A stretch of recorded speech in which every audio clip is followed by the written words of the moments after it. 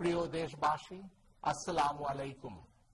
শুরুতেই দেশের মহান স্থপতি জাতির পিতা বঙ্গবন্ধু শেখ মুজিবুর রহমানের স্মৃতির প্রতি গভীর শ্রদ্ধা জ্ঞাপন করছি।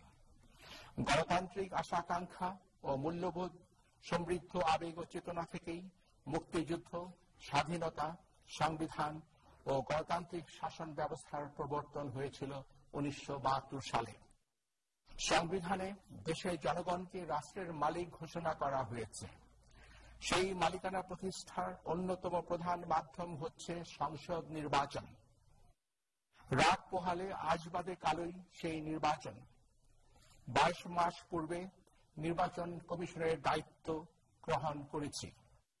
আগ্রহী সকল রাজনৈতিক দল, বুদ্ধিজীবী সমাজ, শিক্ষাবিদ, নাগরিক সমাজ, সিনিয়র সাংবাদিক এবং নির্বাচন বিশেষজ্ঞ সহ বিভিন্ন অংশীজনের সাথে একাধিকবার সংলাপ ও মত